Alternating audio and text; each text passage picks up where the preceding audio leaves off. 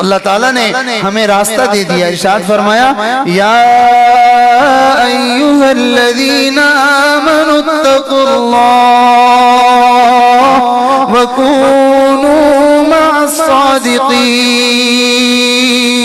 اور جس بندے کو اعمال کی توفیق ملتی ہے اس بندے کا ایمان صحیح معنوں میں ایمان بنتا ہے، بغیر عمل کے ایمان وہ قابل قبول نہیں ہے، بغیر عمل کے ایمان قابل قبول نہیں ہے۔ اعمال کی کنجی سچ بولنا ہے، اور سچ بولنا سچوں کے ساتھ رہنے سے ہی اللہ دوسروں کو آپ معاف کرنے کے لیے تیار فرماتے ہیں، آپ تعلیم فرماتے ہیں کہ معاف کر دو، معاف کر دو، معاف کر دو۔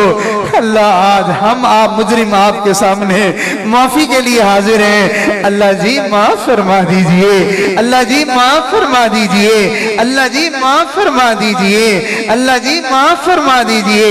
اے اللہ معافی مانگنے والے تو صرف انسان ہی ہیں تجھ سے، اللہ فرشتوں کو تو معافی کی ضرورت نہیں پڑتی، اور شیاطین تو معافی مانگنے کے لیے تیار نہیں ہوتے۔ اللہ انسان ہے جو غلطیاں کرتا ہے پھر تیرے دربار میں جھکتا ہے، معافی مانگتا ہے۔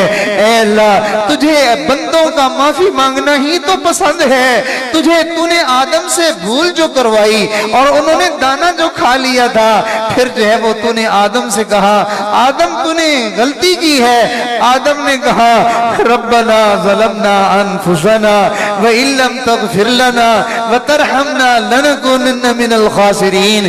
آدم نے یہ دعا مانگ کر رہتی دنیا تک اپنی اولاد کو یہ سبق دے دیا، میرے بچوں رب سے معافی مانگ لینا، کوئی جرم ہو کوئی خطا ہو تم اس کے سامنے جھک جانا، معافی کی اپیل کر دینا، وہ کریم ہے تمہیں معاف کر دے گا۔ وَإِن لَّمْ تَغْفِرْ لَنَا تو نہیں معاف کرے گا، وَتَرْحَمْنَا تو رحم نہیں کرے گا، لَنَكُونَنَّ مِنَ الْخَاسِرِينَ ہم برباد ہونے والوں میں سے ہو جائیں گے۔ اے اللہ کوئی ماں اپنے بچے کو برباد ہوتا نہیں دیکھ سکتی، تو کیا آپ ماؤں سے بھی کائنات کی ساری ماؤں سے بڑھ کر بندوں سے پیار کرتے ہیں؟ کیا آپ کسی کو برباد ہوتا دیکھ کر گوارا فرمائیں؟ وسلام علی عباده الذین اصطفى اما بعد اعوذ باللہ من الشیطان الرجیم بسم اللہ الرحمن الرحیم یا ایہا الذین آمنوا آمنوا باللہ ورسولہ صدق اللہ العظیم سبحان ربک رب العزت عما یصفون وسلام علی المرسلین والحمد للہ رب العالمین اللہم صلی علی سیدنا محمد وعلی آل سیدنا محمد مبارک وسلم اللہم صلی علی سیدنا محمد وعلی آل سیدنا محمد مبارک وسلم اللہم صلی علی سیدنا محمد وعلی آل سیدنا محمد مبارک وسلم۔ ہم سب کے لیے خوشی کی اور سعادت کی بات ہے کہ اللہ تعالیٰ نے ہمیں اپنے گھر میں جمع ہونا نصیب فرمایا ہے، اور ایک نیک مجلس اور نیک محفل اور علماء کرام کی مجالست اور ان کی رفاقت ہمیں نصیب ہے، یہ اللہ تعالیٰ کا ہمارے اوپر خصوصی انعام ہے۔ نیک لوگوں کی سنگت اور صحبت انسان کے لیے بڑا قیمتی سرمایہ ہوتا ہے، اور پھر خاص طور پر یہ مجلس اس طرح سے بھی بڑی ہمارے لیے باعث سعادت ہے کہ قرآن کریم کے پڑھنے پڑھانے والے لوگوں کی حوصلہ افزائی ہمارے جمع ہونے کی وجہ سے ہو رہی ہے۔ یہ جب تک پڑھتے رہیں گے، اس کام میں آگے بڑھتے رہیں گے، ہمارے لیے اجر و ثواب کا باعث بنا رہے گا انشاءاللہ۔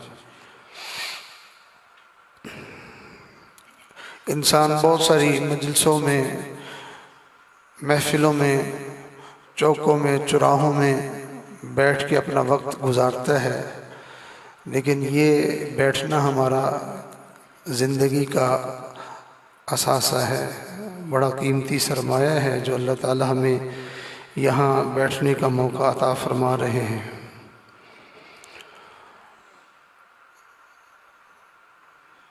اور اس رونق کو اور اس باغ کو دیکھ کے دلی طور پر مسرت ہو رہی ہے، خوشی ہو رہی ہے۔ یقیناً آپ حضرات بھی خوش ہو رہے ہیں کہ آپ کے علاقے کے بچوں کو اللہ تعالیٰ قرآن کے نور سے منور فرما رہے ہیں، اور اللہ کرے یہ فیض بڑھتا رہے، پھلتا پھولتا رہے، اور ہم سب کو اللہ تعالیٰ دین کے اور علوم قرآن کے نور سے اللہ تعالیٰ ہمیں منور فرماتے رہیں، اور ہماری نسلوں میں یہ دین کے پڑھنے پڑھانے کے سلسلے اللہ جاری فرما دیں۔ اس وقت جو ہے وہ چند ایک باتیں آپ کے سامنے پیش کرنا ہے۔ بے دھیانی سے اگر بات سنی جائے تو کئی گھنٹوں پہ مشتمل بات بھی انسان کے لیے کوئی اتنی زیادہ فائدہ مند نہیں ثابت ہوتی، اور اگر توجہ دھیان سے دو چار جملے بھی سن لیے جائیں تو انسان کی زندگی میں ایک جو ہے وہ عمل کا ذخیرہ اسے نصیب ہو جاتا ہے۔ عمل کے نصیب ہونے کے لیے بات کا توجہ کے ساتھ سننا ضروری ہوتا ہے۔ جو بندہ طلب سے، توجہ سے، دھیان سے بات سنتا ہے تو اس کو اللہ تعالیٰ ضرور عمل کی توفیق عطا فرما دیتے ہیں۔ میں نے آپ کے سامنے قرآن مجید کی آیت مبارکہ تلاوت کی ہے۔ یہ بظاہر دیکھنے میں ایک عجیب سی بات ہے جو اللہ تعالیٰ اپنے بندوں سے فرما رہے ہیں۔ غور فرمائیے، ارشاد فرمایا ہے یا ایھا الذین آمنو، اے ایمان والو، آمنو باللہ ورسولہ، ایمان لے آؤ اللہ اور اس کے رسول پر۔ ایمان لانے کا حکم کافروں کو ہوتا، مشرکوں کو ہوتا، منافقوں کو ہوتا تو بات سمجھ میں آتی تھی۔ ایمان لانے کا حکم ایمان والوں کو دیا جا رہا ہے۔ یا ایھا الذین آمنو، اے ایمان والو، کیا کرو؟ آمنو باللہ ورسولہ، ایمان لے آؤ اللہ اور اس کے رسول پر۔ تو اس کا کیا مطلب ہے؟ ہم سب الحمدللہ ایمان والے ہیں، کہیں الحمدللہ، الحمدللہ، ہم سب ایمان والے ہیں۔ تو معلوم ہوا کہ یہ آیت ہمیں کچھ کہہ رہی ہے، ہمیں خطاب کیا جا رہا ہے کہ اے ایمان والو، آمنو باللہ، ایمان لے آؤ اللہ اور اس کے رسول پر۔ تو ہم سے کیا مطالبہ ہو رہا ہے؟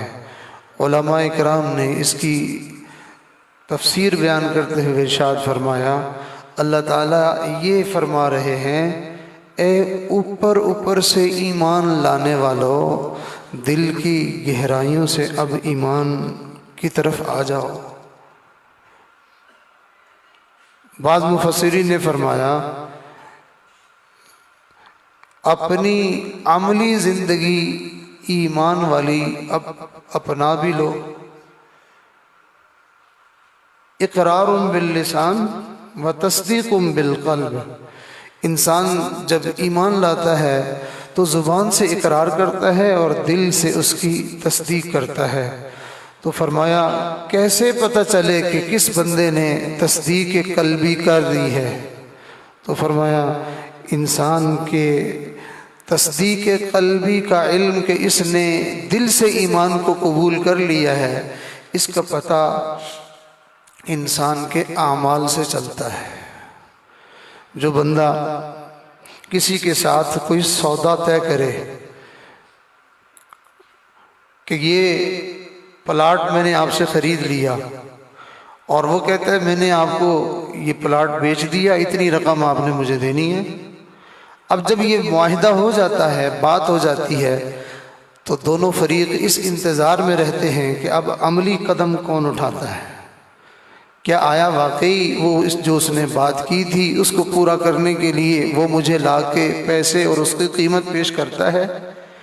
اور جس نے کہا تھا کہ میں نے پلاٹ آپ کو بیچ دیا ہے، کیا وہ مجھے قبضہ دینے کی طرف اور یہ زمین حوالے کرنے کی طرف آتا ہے؟ تو دونوں کا اب کیا ہوا معاہدہ آئندہ آنے والے عمل سے ظاہر ہوتا ہے۔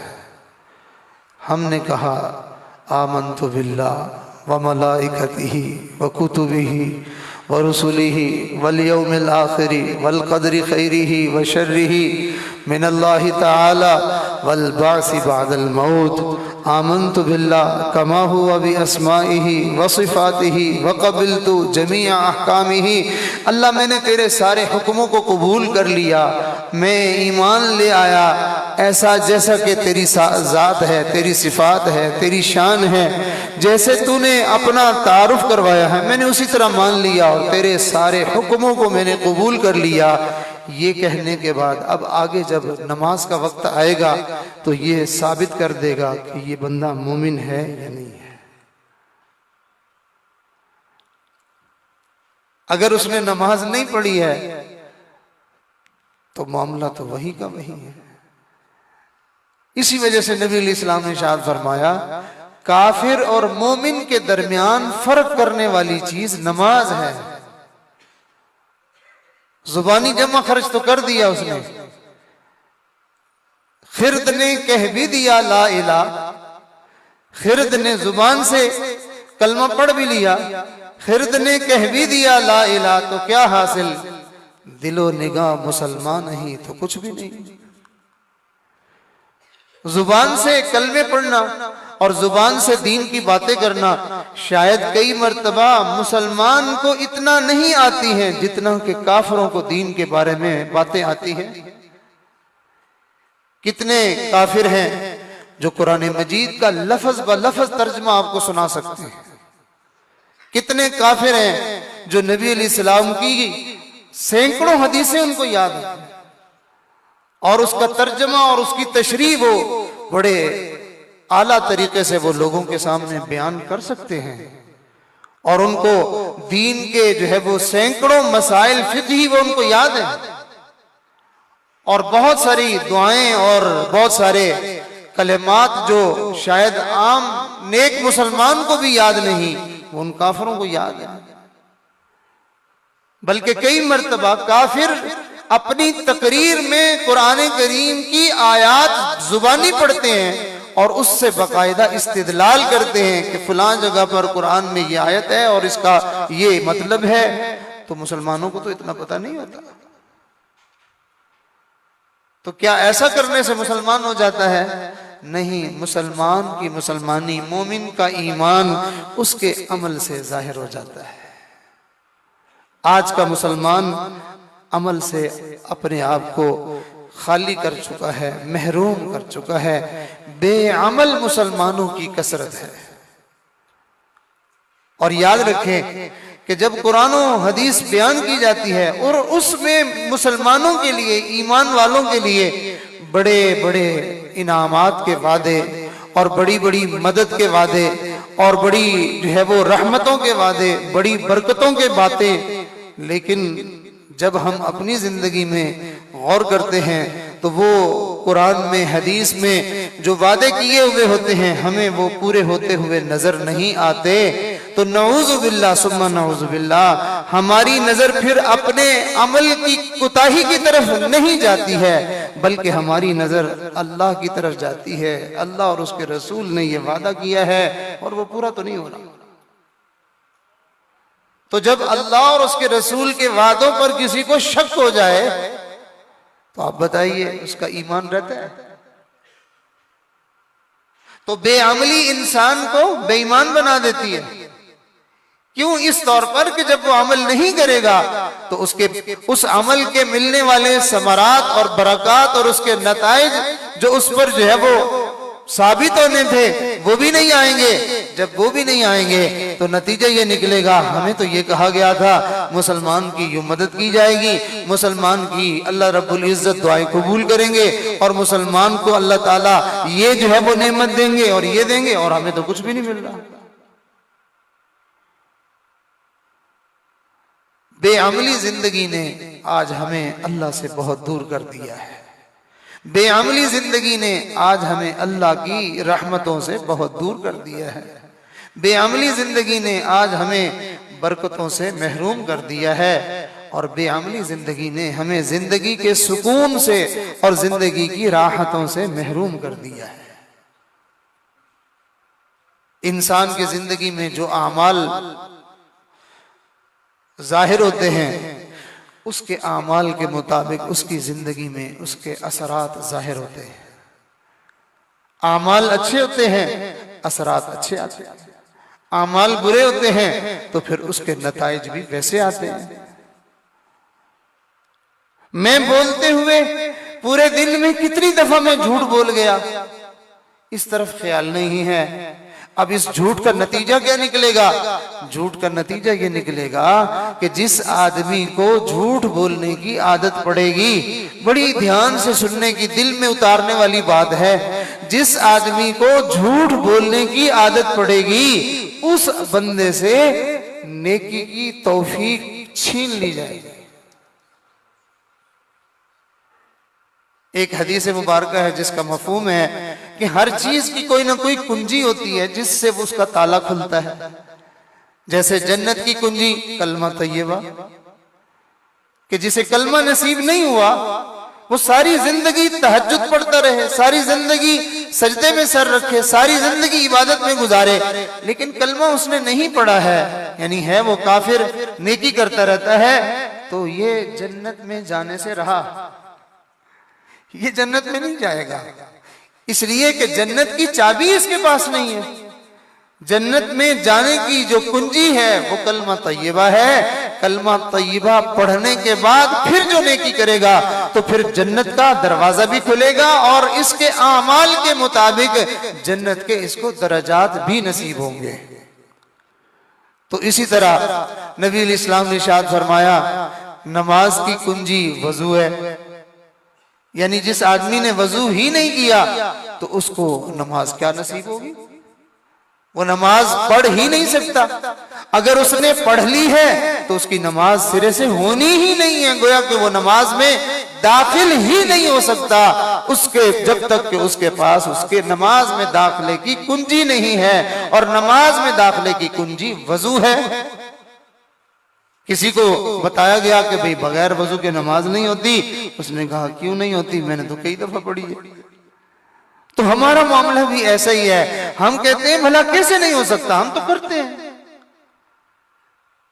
تو ہر چیز کی کوئی نہ کوئی کنجی ہوتی ہے. جنت کی کنجی کلمہ طیبہ ہے، نماز کی کنجی وضو ہے. تو اسی طرح فرمایا گیا نیکی کی کنجی سچ بولنا ہے. جس آدمی کو سچ بولنا نہیں آیا نا وہ نیک بننے سے رہا، وہ کبھی بھی نیک نہیں بنے گا. جھوٹا آدمی جیسے جیسے زندگی گزارے گا وہ نیکی سے دور ہوتا چلا جائے گا. جیسے جیسے وہ نیکی سے دور ہوتا چلا جائے گا ویسے ویسے وہ ایمان سے محروم ہوتا چلا جائے گا. اسی بات کو جناب رسول اللہ صلی اللہ علیہ وسلم نے دوسرے پیرائے میں دوسرے انداز میں یوں کر کے بات کو سمجھایا. بعض دفعہ بات ایک ہی ہوتی ہے، اس کو سمجھانے کے انداز بدلے جاتے ہیں، کبھی اس انداز سے کبھی اس انداز سے. تو نبی علیہ السلام نے اسی بات کو دوسرے انداز میں سمجھاتے ہوئے ارشاد فرمایا جھوٹ اور ایمان دونوں ایک دل میں جمع نہیں ہو سکتے ہیں. اگر جھوٹ ہے تو پھر ایمان دل سے نکل جائے گا، اور اگر دل میں ایمان ہے تو پھر زندگی سے جھوٹ نکل جائے گا. آج ہمارے ہاں موبائل فون پر دوستوں کے ساتھ گھر والوں کو مطمئن کرنے کے لیے اور ادھر ادھر اپنا کام دھندا چلانے کے لیے، نظام چلانے کے لیے ہم ایک دن میں ہزاروں جھوٹ بولتے ہیں. یا ایھا الذین آمنوا اتقوا اللہ وقولوا قولا سدیدا. ایمان والو پرہیزگاری اختیار کرو، تقوی اختیار کرو. وقولوا قولا سدیدا، بات سیدھی سیدھی کہا کرو. تو جب تم بات سیدھی کرو گے، سچی بات کرو گے تو پھر کیا ہوگا؟ یصلح لکم اعمالکم، اللہ تعالیٰ تمہارے اعمال کی درستگی فرما دے گا. کیا مانا؟ اللہ تمہیں نیک بنا دے گا. چنانچہ ایک بندہ نبی علیہ السلام کی خدمت میں حاضر ہوا اور اس نے عرض کیا یا رسول اللہ صلی اللہ علیہ وسلم میں کئی سارے گناہوں میں مبتلا ہوں، ایسا پھنسا ہوا ہوں کہ سارے ایک ہی وقت میں میرے لیے چھوڑنا مشکل محال ہے، ان میں سے جو کوئی ایک گناہ آپ فرمائیں گے میں وہ چھوڑ دوں گا، باقی ایک ہی دفعہ میں سارے گناہ چھوڑنا میرے لیے مشکل ہے۔ اس نے کہا اللہ کے نبی میں شراب بھی پیتا ہوں، میں بدکاری بھی کرتا ہوں، اور میں فلاں اور فلاں گناہ بھی کرتا ہوں، اور اس نے ساتھ یہ بھی کہا اللہ کے نبی مجھے جھوٹ بولنے کی بھی عادت ہے، تو آپ مجھے جس گناہ کی نشاندہی فرمائیں گے میں اس گناہ کو چھوڑ دوں گا۔ وہ کہتے میرا خیال تھا مجھے شراب سے منع کریں گے، اور میرا خیال تھا کہ شاید مجھے بدکاری سے منع کریں گے، لیکن نبی علیہ السلام نے ارشاد فرمایا تم جھوٹ بولنا چھوڑ دو۔ فرماتے نبی علیہ السلام نے ایسی جو ہے وہ رگ کے اوپر ہاتھ رکھا کہ میں نے وعدہ کر لیا اللہ کے نبی آج کے بعد میں جھوٹ نہیں بولوں گا، اس جھوٹ کے چھوڑنے نے مجھ سے سارے گناہ ہی چھڑوا دیے۔ تو انسان اگر جھوٹ چھوڑ دے تو اس کے لیے نیکی کی توفیق کے دروازے کھل جاتے ہیں، اور اگر انسان جھوٹ بولتا رہے گا تو وہ نیک کبھی بھی نہیں بنے گا۔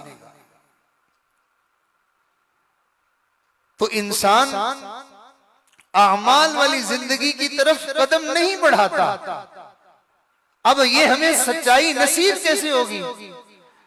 اس سچائی کو حاصل کرنے کے لیے سچوں کے لڑ لگنا پڑتا ہے۔ سبزی کہاں سے ملتی ہے؟ سبزی والے سے ملے گی۔ آپ کسی موچی کے پاس جا کے کہیں مجھے 2 کلو آلو دے دے تو بھئی اس کے پاس ہے نہیں، وہ کہاں سے دے گا؟ تو سبزی والے سے ملتی ہے، کپڑا کپڑے والے سے ملتا ہے، لوہا لوہے والے سے ملتا ہے۔ تو بالکل اسی طرح سچائی سچوں سے ملتی ہے۔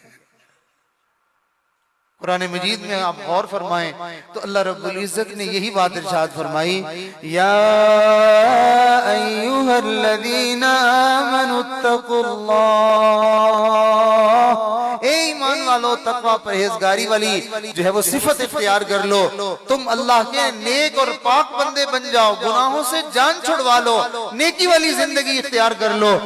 تو آگے فرمایا کہ اس کا راستہ بھی اب تمہیں بتا دیتے ہیں ہوگا کیسے، وَكُونُوا مَعَ الصَّادِقِينَ، سچوں کی سنگت اور صحبت اختیار کر لو، سچوں کی سنگت اور صحبت اختیار کر لو۔ فرمایا یہ سچے کون ہیں؟ سچے وہ ہیں جو صرف زبان سے سچ بولتے ہیں۔ فرمایا نہیں، زبان سے صرف سچ بولنے والا سچا نہیں ہوتا، سچا وہ ہوتا ہے جو بولے تو سچ بولے، جو عمل کرے تو اس کا عمل بھی سچا ہو۔ بعض دفعہ بندہ زبان سے جھوٹ نہیں بول رہا ہوتا، عملاً جھوٹ بول رہا ہوتا ہے، دکھاتا کچھ ہے کرتا کچھ ہے۔ تو انسان عمل کا جھوٹا ہوتا ہے۔ تو ارشاد فرمایا سچوں کی صحبت اختیار کرو۔ تو سچے کون ہیں؟ فرمایا جن کو ہم معاشرے میں اللہ والا کہتے ہیں، یہ سچے لوگ ہیں۔ ان کی جلوت اور ان کی خلوت ایک ہوتی ہے، ان کی بات اور ان کا عمل ایک ہوتا ہے۔ جو یہ کہتے ہیں وہی کرتے ہیں، اور جو کرتے ہیں وہی کہتے ہیں۔ اور یہ سچی زندگی اگر ہمیں کبھی زندگی میں اس کا مشاہدہ کرنا ہو تو ہمیں اللہ والوں کے ذرا قریب رہ کے ان کو دیکھنا ہوگا کہ یہ جو زندگی ہے ان کی، یہ زندگی اس میں کوئی ملاوٹ تو نہیں ہے، جھوٹ تو نہیں ہے، کہیں دھوکہ تو نہیں ہے، فراڈ تو نہیں ہے، لوگوں کو دکھانے کے لیے یہ اللہ والے تو نہیں بنے ہوئے ہیں۔ قریب جانے سے پتہ چلے گا ہم تو شاید لوگوں کے سامنے اللہ کو منانے کے لیے نیک بن جاتے ہوں گے اور جو ہے وہ دعائیں مانگتے ہوں گے، روتے ہوں گے، اللہ والے لوگوں کے سامنے روئیں یا نہ روئیں تنہائیوں میں بیٹھ کے رو رہے ہوتے ہیں۔ ان کی تنہائیاں ہماری جلوتوں سے، ہماری محفلوں سے زیادہ نیکی والی ہوتی ہے۔ جیسے ہم ظاہر میں کوئی ہمیں دیکھ رہا ہو تو ہم اپنے آپ کو نیک بنا لیتے ہیں، کوئی الٹی پلٹی حرکت نہیں کرتا۔ ایک آدمی اگر کسی سڑک کے کنارے پہ کھڑا ہو اور دوسری طرف خواتین کھڑی ہوئی ہوں تو اس کو تھوڑی حیا آتی ہے کہ میں اگر نظر اٹھا کے ان کی طرف دیکھوں گا تو لوگ مجھے دیکھیں گے، وہ کہیں گے کیسا بے شرم آدمی ہے کہ یہ عورتوں کی طرف گھور رہا ہے۔ اگرچہ یہ والی چیز بھی اب مفقود ہوتی جا رہی ہے کہ اس سے کوئی واسطہ نہیں کہ میں بے غیرتی والا، بے شرمی والا کوئی عمل کر رہا ہوں، مجھے کون کیا کہے گا۔ ہمیں اس بات کا اگر خیال آتا ہے تو نیکی کرتے ہوئے خیال آتا ہے، گناہ کرتے ہوئے یہ خیال بھی نہیں آتا۔ جیسے ایک صاحب سے کسی نے کہا، سفر کر رہے تھے بس پہ، تو اس کو کہا کہ بھائی نماز کا ٹائم ہے، آؤ نماز پڑھ لیں۔ کہتا جی اب سارے لوگ دیکھ رہے ہیں، مجھے تو شرم آتی ہے۔ یعنی سارے لوگ دیکھ رہے ہیں کہ وہ کیا کہیں گے، نماز پڑھ رہا ہے تو مجھے تو شرم آتی، میں تو نہیں پڑھنی۔ اور گناہ کا معاملہ وہ یہ بھی نہیں دیکھتے کہ لوگ دیکھ رہے ہیں تو لوگ کیا کہیں گے، کتنا بے شرم آدمی ہے کہ یوں تانک جھانک کر رہا ہے۔ بہرحال کسی کا ضمیر زندہ ہو تو وہ کم از کم اس بات کا لحاظ کر کے کہ لوگ مجھے دیکھ رہے ہیں اس گناہ کو کرتے ہوئے، تو وہ اپنے آپ کو گناہ سے روک لیتا ہے۔ تو لوگ کہیں گے کہ ایسا بے شرم آدمی ہے، تو اس شرم میں کہ لوگ کیا کہیں گے وہ گناہ سے رک جاتا ہے۔ ہم لوگوں کے سامنے رکتے ہیں اور اللہ والے تنہائیوں میں اس وجہ سے رک جاتے ہیں، میرا اللہ دیکھ رہا ہے، میرا اللہ دیکھ رہا ہے۔ ان کا گناہ کی طرف ہاتھ نہیں بڑھتا۔ اور یہ نعمت ہے جو اللہ والوں کی صحبت سے انسان کو نصیب ہوتی ہے۔ جب تک انسان کسی اللہ والے کی زندگی کو قریب سے دیکھتا نہیں ہے تب تک اس کو کیا پتا کہ میں نے کیسا بننا ہے۔ ہم جو کچھ بنے بیٹھے ہیں اس وقت، یہ ہم خود سے نہیں بنے بیٹھے ہیں، یقیناً ہم نے کسی کو دیکھا تھا تب ہم ویسے بنے۔ لوگ اپنے داڑھی کے بال رکھتے ہیں، اس نے داڑھی کا کیا نقشہ بنایا، کیا حلیہ بگاڑا اس نے، وہ تو بچہ تھا، اس کی تو ابھی داڑھی آئی نہیں تھی، اس نے معاشرے میں دیکھا تھا، بہت سارے نقشے تھے، بہت سارے نمونے تھے، اس کو کوئی ایک نقشہ پسند آ گیا، اس نے دل میں سوچا بڑا ہو کہ میں بھی ایسا کروں گا، تو اس نے معاشرے سے یہ نقشہ لیا ہے۔ آپ نے دیکھا حجام کی دکان پہ باہر جو ہے وہ بال کٹوانے کے نقشے بنے ہوئے ہوتے ہیں، نوجوان جاتے ہیں وہاں جا کے دیکھتے ہیں، کہتے ہیں میرے بال ایسے بناؤ، تو گویا کہ اس کا وہ نقشہ اپنا نہیں تھا، اس نے وہاں سے لیا ہے۔ تو جس بندے نے جو رنگ ڈھنگ اختیار کیا ہوا ہے، جو اس نے حلیہ اختیار کیا ہوا ہے، جو اس نے طرز زندگی اختیار کیا ہوا ہے، وہ طرز زندگی ماں کے پیٹ سے لے کے نہیں آیا ہوا ہے، اس نے اس معاشرے سے کسی سے کچھ لیا، کسی سے کچھ لیا، کسی سے کچھ لیا، اور یہ کہ یہ نیا نمونہ تیار ہو کے کھڑا ہو گیا ہے۔ اور چونکہ ہم نے زندگی میں آوارہ لوگوں کو دیکھا، ہم نے زندگی میں جو ہے وہ گناہ کرنے والے لوگوں کو دیکھا، ہم نے زندگی میں مکاری کرنے والوں کو دیکھا، جھوٹ بولنے والوں کو دیکھا، دھوکہ دینے والوں کو دیکھا، لہٰذا دیکھا ہی یہی کچھ ہے تو ہم بھی وہی کچھ ہی اپنائیں گے۔ بہت زیادہ کریں گے تو دو چار باتیں جو زیادہ بری ہوں گی اس سے اپنے آپ کو بچا لیں گے، اس سے آگے ہم نہیں بڑھ پاتے، اس لیے کہ ہم نے اللہ والوں کو دیکھا نہیں ہے۔ چنانچہ ایک محدث کے بارے میں آتا ہے، غالباً حضرت امام مالک رحمت اللہ علیہ، میں یہ بات عرض کر رہا تھا کہ دیکھنے سے انسان کی زندگی میں انقلاب آتا ہے۔ امام مالک رحمت اللہ علیہ جب حدیث مبارکہ بیان کرنے لگتے، سنانے لگتے، تو چہرے کا رنگ فق ہو جاتا تھا، اور خوف اور جو ہے وہ اللہ تعالیٰ کا ڈر ایسا غالب آ جاتا تھا کہ عجیب سی کیفیت ہوتی تھی، رونا شروع کر دیتے تھے۔ تو لوگ دیکھتے دیکھ کے ترس آتا، تو کسی نے کہا امام صاحب سے کہ حضرت آپ حدیث بیان کرتے ہوئے آپ کی حالت ایسے کیوں ہو جاتی ہے؟ لوگوں نے امام مالک رحمت اللہ علیہ سے یہ کہا کہ حدیث بیان کرتے وقت آپ کی حالت ایسے کیوں ہو جاتی ہے؟ حضرت نے جواب میں ارشاد فرمایا، جن لوگوں کو میں نے دیکھا ہے، جن لوگوں کو میں نے دیکھا ہے، اگر تم بھی ان کو دیکھ لیتے تم کہتے تجھے زیادہ رونا چاہیے تھا۔ دیکھا، دیکھنے سے کام بنتا ہے۔ صحابہ اکرام نے اگر نبی علیہ السلام کو دیکھا نہ ہوتا، کیا یہ اس بلندی پہ جا سکتے تھے؟ ان کے سامنے کوئی آئیڈیل ہی نہیں تھا، نمونہ ہی نہیں تھا، کوئی صورت ہی ایسی نہیں تھی کہ جس کو دیکھ کر وہ اپنے آپ کو اتنا آگے لے جا سکتے۔ اگر ابو بکر نے رسول اللہ صلی اللہ علیہ وسلم کو نہ دیکھا ہوتا، ابو بکر کبھی ابو بکر صدیق نہ بنتے۔ عمر نے اگر میرے آقا کو نہ دیکھا ہوتا، وہ عمر فاروق بننے سے رہے، وہ نہیں بن سکتے تھے۔ صحابہ کی جماعت نے نبی علیہ السلام کو دیکھا، اور چونکہ کائنات کا سب سے عظیم انسان اس جماعت نے دیکھا، تو یہ جماعت اس عظیم انسان کو دیکھ کر کائنات کی سب سے عظیم جماعت بن گئی۔ تو دیکھنے سے کام بنتا ہے، تقریریں سننے سے انسان نیک نہیں بنتا ہے۔ اللہ والوں کی جلوت خلوت تنہائی، ان کا بول چال اٹھنا بیٹھنا، ان کے معاملات لین دین، ایک ایک چیز کو انسان دیکھتا ہے تو اس کی زندگی پہ اثر پڑتا ہے۔ اچھا یوں کرتے ہیں، اچھا یہ معاملہ ایسے کرتے ہیں۔ حضرت شیخ الحدیث مولانا زکریا رحمت اللہ علیہ فرماتے ہیں، میں نے اپنی زندگی میں 2 بندوں کو اللہ کے سامنے روتے ہوئے دیکھا، مجھے سمجھ آ گئی کہ اللہ کو منایا کیسے جاتا ہے۔ اگر نہ دیکھا ہوتا تو پھر کیسے سمجھ آتی؟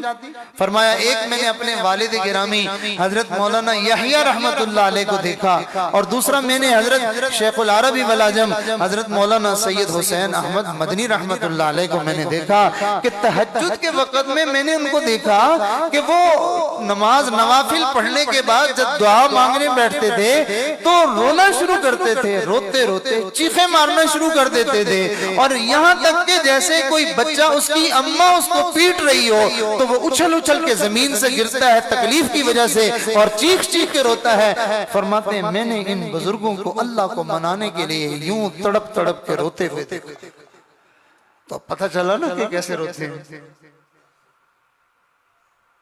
تو نبی علیہ السلام نے ہمیں راستہ دیا ہے کہ تم اپنے ایمان کو اگر بنانا چاہتے ہو تو پھر تم اعمال کی طرف قدم بڑھاؤ۔ آج کا مومن بے عمل مومن ہے، نماز نہیں ہے، اگر ہے تو وہ بے ڈھنگی نماز ہے، ذکر نہیں ہے، تلاوت نہیں ہے۔ آج کتنے لوگ تلاوت کرتے ہیں لیکن ان کو تلاوت کرنی آتی نہیں ہے۔ تلاوت کرنی کسی اللہ والے سے سیکھیں۔ باقاعدہ لکھا ہے کہ اللہ والے جب تلاوت کرتے تھے تو یوں لگتا تھا جیسے کوئی غم کا مارا ہوا بندہ اپنے غم کو اپنے محبوب کے سامنے شیئر کر رہا ہو، تو یوں لگتا تھا جیسے قرآن نہیں پڑھ رہے بلکہ ان کے سینے سے غم پھوٹ رہا ہے۔ ایسے درد سے، ایسے سوز سے اللہ کا قرآن پڑھتے تھے کہ سننے والے کا کلیجہ باہر آتا تھا۔ سید عطا اللہ شاہ بخاری رحمت اللہ علیہ کا قرآن پڑھنے کا واقعہ آپ نے بڑا سنا ہوگا، عجیب پڑھتے تھے۔ ایک مرتبہ جیل میں بند تھے اور حضرت کے جو ہے وہ سزا لگی ہوئی تھی کہ آپ نے چکی پیسنی ہے۔ اب حضرت نے آنکھیں بند کی ہوئی تھی اور گندم جو ہے وہ چکی میں ڈال رہے تھے، اور اللہ کی قدرت کے وہ چکی اللہ تعالیٰ کی قدرت سے خود بخود چل رہی تھی۔ حضرت کو اس کو چلانے کی ضرورت نہیں پڑ رہی تھی، اور حضرت نے آنکھیں بند کی ہوئی ہیں اور یوں مٹھی سے گندم ڈال رہے ہیں اور چوکڑی آلتی پالتی مار کے بیٹھے ہوئے ہیں اور اللہ کا قرآن پڑھتے جا رہے ہیں۔ اس جیل کا جو سپریڈنٹ تھا وہ غیر مسلم تھا، وہ کھڑا ہوا دروازے پہ حضرت کی تلاوت کو سن رہا۔ سنتے سنتے سنتے کچھ دیر کے بعد اس نے دروازہ کھولا جیل کا اور اندر آیا، اور شاہ صاحب کو یوں اس نے کندھوں سے پکڑ کر ہلایا اور کہنے لگا، شاہ جی بس کرو، شاہ جی بس کرو، مزید کچھ پڑھو گے میرا دل پھٹ جائے گا۔ یہ قرآن پڑھنے کا انداز ہم کہاں سے سیکھیں گے؟ جب ہم کسی اللہ والے کو پڑھتے سنیں گے تو تب پتہ چلے گا قرآن یوں پڑھا جاتا ہے۔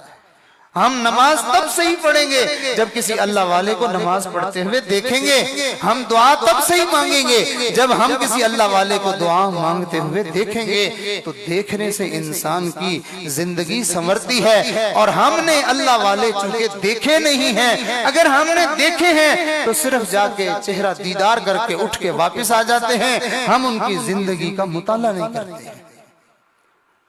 حضرت مولانا شاہ اشرف علی تھانوی رحمت اللہ علیہ کو اللہ نے جو کمالات عطا فرمائے تھے، جو علوم نصیب فرمائے تھے، اور جو ان کو اللہ نے جو ہے وہ دین کی دسترس عطا فرمائی تھی، تو وہ ان کے جو ہم عصر لوگ تھے وہ بڑے حیران ہوتے تھے، کہتے تھے یہ کیا معاملہ ہے کہ کتابیں وہی جو آپ نے پڑھی ہم نے بھی وہی پڑھی ہوئی ہیں، جس قرآن و حدیث کا مطالعہ آپ کرتے ہیں ہم نے بھی وہی کیا ہوا ہے، تو آپ کو یہ چیز کیسے ملی؟ لگتا ہے اپنا تصور اپنا خیال انہوں نے کہا، لگتا ہے کہ آپ نے مطالعہ بہت کیا ہے اس لیے آپ کا علم اتنا زیادہ ہے، تو اس کو مطالعے کو انہوں نے کہا لگتا ہے آپ نے کتب بینی بہت کی ہے، یعنی کتابوں کو بہت دیکھا ہے، آپ نے بڑا مطالعہ کیا ہے۔ حضرت نے برجستہ جواب دیا، ارشاد فرمایا نہیں، میں نے کتب بینی نہیں کی بلکہ میں نے کتب بینی قاف طا کے ساتھ، یعنی میں نے اللہ والوں کو بہت دیکھا ہے، میں نے اللہ والوں کو بہت دیکھا ہے۔ اللہ والوں کو دیکھنے کی برکت سے ان کی زندگی کو اور ان کے دن کو اور ان کی رات کو، ان کی محفل کو اور ان کی تنہائی کو اور ان کی دعاؤں کو اور ان کے تڑپنے کو، ان کی زندگی کے ایک ایک عمل کو اور ان کی سچائی کو اور ان کی دیانت کو، ایک ایک چیز کو میں نے دیکھا ہے، اس کی برکت سے اللہ نے میرے لیے علم کے دروازے کھول دیے۔ تو اللہ تعالیٰ نے ہمیں راستہ دے دیا، ارشاد فرمایا یا ایھا الذین آمنوا اتقوا اللہ وکونوا مع الصادقین۔ ابھی جو ہے وہ شاہ صاحب تذکرہ کر رہے تھے حضرت مولانا ایوب ہاشمی رحمت اللہ علیہ کا، حضرت کے متعلقین متوسلین اور حضرت کی مجلس میں محفل میں بیٹھنے والے بہت سارے دوستوں سے میری ملاقات ہوئی۔ جب بھی بات ہوتی ہے کیا اس اللہ والے کے جو ہے وہ اس کی زندگی میں اور اس کے عمل میں کیا معاملہ تھا، جب بھی بات ہوتی ہے وہ حضرت کا نام لے کے رونا شروع کر دیتا ہے، کہتے ان جیسا انسان ہم نے پھر نہیں دیکھا۔ جی ہاں، انسان کا عمل کی طرف بڑھنا یہ عمل والوں کے ساتھ نتھی ہونے سے، ان کے ساتھ جڑنے سے نصیب ہوتا ہے، خود سے نہیں ہوتا۔ میں نے ایک بوڑھے آدمی کو دیکھا، اس کے بیٹے نے مجھے اپنے والد کا تعارف کروایا، کہنے لگا میرے والد صاحب کی عمر اس وقت 100 سال سے متجاوز ہے، 10-15 سال اوپر شاید وہ بتا رہا تھا۔ کہنے لگا کہ میری والد صاحب کی اس وقت تیسری شادی ہے، پہلی 2 بیویاں فوت ہو گئی ہیں، تیسری بیوی سے میں ہوں سب سے چھوٹا بچہ اور میری عمر اس وقت 40 سال ہے۔ تو کہنے لگا جب سے میں نے ہوش سنبھالا ہے، پہلے کا معاملے کا تو وہ تو صحت والا جوانی والا زمانہ تھا، جب سے میں نے ہوش سنبھالا ہے تب سے میں دیکھ رہا ہوں اس عمر تک یہ 100 سال سے عمر اوپر جا چکی ہے، میں دیکھ رہا ہوں کہ میرے والد صاحب رات کے 12 بجتے ہیں والد صاحب مصلی پہ پہنچ جاتے ہیں، 12 بجتے ہیں مصلی پہ پہنچ جاتے ہیں اور رات کا یہ بقیہ حصہ سارا مصلی پہ گزرتا ہے اور وہیں سے اٹھ کے وہ فجر پڑھنے کے لیے مسجد میں جاتے ہیں۔ تو میں نے ان سے پوچھا کہ آپ کے والد صاحب کا فوراً مجھے اندازہ تھا کہ یہ دولت اور یہ سرمایہ اور یہ نعمت کسی اللہ والے سے جڑے بغیر تو یہ مل ہی نہیں سکتی ہے۔ میں نے کہا آپ کے والد صاحب عالم ہیں؟ کہتا نہیں۔ حافظ ہیں؟ نہیں۔ تو بھائی نہ حافظ نہ عالم نہ کچھ بھی نہیں تو پھر کیا؟ میں نے کہا کسی اللہ والے سے بیعت ہیں؟ کہتا جی ہاں۔ میں نے کہا کس سے بیعت ہیں؟ کہنے لگے حضرت مولانا عبداللہ بہلوی رحمت اللہ علیہ سے میرے والد صاحب بیعت ہیں۔ میں نے کہا میں نے ان کی زیارت ضرور کرنی ہے، میں نے ان سے ملنا ہے، میں ان سے ان کے بزرگوں کے بارے میں کچھ احوال پوچھوں گا۔ انہوں نے کہا جی وہ ابھی کسی کام میں ہے تو فارغ ہوتے میں ملاقات کرواتا ہوں۔ خیر وہ کچھ دیر کے بعد تشریف لے آئے، بیٹھے ملے، حال احوال ہوا، چہرے پہ ایک عجیب نورانیت نظر آ رہی تھی۔ تو میں نے ان سے کہا آپ ایک بڑے اللہ والے سے بیعت تھے، اپنے بزرگوں کا مجھے کوئی کارنامہ، کوئی بات، کوئی ایسی چیز تو بتائیں جو آپ نے زندگی میں دیکھی ہو۔ کہنے لگے بہت ساری چیزیں دیکھی، حضرت کا تو ہر معاملہ ہر کام ہی بڑا عجیب تھا، لیکن ایک بات جو بڑی مجھے جس نے زندگی میں حیران کیا۔ میں نے کہا وہ کیا؟ کہنے لگا لوگ آتے تھے حضرت سے آ کے مصافحہ کرتے تھے، جس بندے کا حضرت کے ساتھ مصافحہ ہو جاتا تھا پورا سال اس کی تہجد قضا نہیں ہوتی تھی۔ پورا سال اس کی تہجد قضا نہیں ہوتی تھی۔ تو اللہ والوں کے ساتھ تعلق جوڑنے سے انسان کو اعمال کی سعادت نصیب ہونا شروع ہو جاتی ہے، اعمال کی توفیق ملنا شروع ہو جاتی ہے، اور جس بندے کو اعمال کی توفیق ملتی ہے اس بندے کا ایمان صحیح معنوں میں ایمان بنتا ہے۔ بغیر عمل کے ایمان وہ قابل قبول نہیں ہے، بغیر عمل کے ایمان قابل قبول نہیں ہے۔ تو میرے عزیز دوستو، اعمال کی کنجی سچ بولنا ہے، اور سچ بولنا سچوں کے ساتھ رہنے سے ہی آئے گا۔ میں اپنے حضرت کی بات سنا کے بات کو سمیٹتا ہوں۔ حضرت فرماتے ہیں مجھے اللہ نے سعادت عطا فرمائی کہ میں جس گھر میں پیدا ہوا وہ گھرانہ اللہ کے دوستوں کا تھا۔ ہر کوئی اپنے ماں باپ کی تعریف تو کرتا ہی رہتا ہے، لیکن جب عمل بتایا تو پھر سننے والا بھی مانتا ہے واقعی یہ تو اللہ والے۔ فرماتے ہیں میں نے جب سے ہوش سنبھالا میں نے اپنے گھر میں یہ منظر دیکھا کہ میرے والد صاحب جو تھے، میرے والد صاحب عشاء پڑھ کے آتے تھے اور وہ آ کے فوراً سو جاتے تھے، چونکہ سنت عمل ہے کہ عشاء کے بعد جو ہے وہ بغیر کسی مجبوری کے جاگنا نہیں چاہیے۔ منع کیا نبی علیہ السلام نے کہ انسان عشاء کے بعد جو ہے وہ ادھر ادھر کاموں میں مشغول نہ ہو، جلدی آرام کرے تاکہ صبح جلدی اٹھ سکے، یہ سنت عمل ہے۔ تو کہا میرے والد صاحب جو ہے وہ سیدھے نماز پڑھ کے آ کے آرام کے لیے لیٹ جاتے تھے، اور والدہ صاحبہ کا معمول کیا تھا؟ حدیث میں ہے کہ اگر کوئی ضروری کام نہ ہو تو تب سو جائے، والدہ صاحبہ ضروری کام کہ اللہ کی عبادت میں مشغول ہو جاتی تھی، تو عشاء کے بعد اسی طرح مصلے پہ بیٹھی رہتی تھی، آدھی رات ان کی مصلے پہ ہی گزرتی تھی۔ شاید میاں بیوی نے آپس میں یہ معاہدہ کیا ہوا تھا، آدھی رات تک والدہ صاحبہ مصلے پہ رہتی، عبادت کرتی، دعائیں مانگتی، تہجد پڑھتی، سارا معاملہ کرتی، پھر اس کے بعد آرام کے لیے تشریف لے جاتی۔ اتنے میں والد صاحب اٹھ جاتے اور وہ پھر آدھی رات کے بعد مصلے پہ آ جاتے۔ فرماتے ہیں میں نے 5-6 سال کی عمر میں وہ ساری کتاب پڑھ لی تھی، یہ والدین کی تربیت کا اثر تھا۔ اور میں سکول میں بچپن کے زمانے میں میری تربیت ایسی تھی کہ مجھے ایک ٹیچر نے جو ہے وہ مجھے سزا بھی دی، مارا بھی صحیح، اور مجھے صرف اس بات پر کہ وہ کہہ رہی تھی میری طرف دیکھو، اوپر منہ کر کے بات کرو، چھوٹا بچہ ہے بات کر رہا ہے نیچے منہ کیا ہوا ہے، تو وہ مجھے کہہ رہی تھی اوپر دیکھو، تو میں نیچے دیکھ رہا تھا۔ سچائی سے کیسے آئے گی؟ سچائی سے۔ سچائی کیسے آئے گی؟ سچوں کی سنگت اور صحبت اختیار کرنے سے۔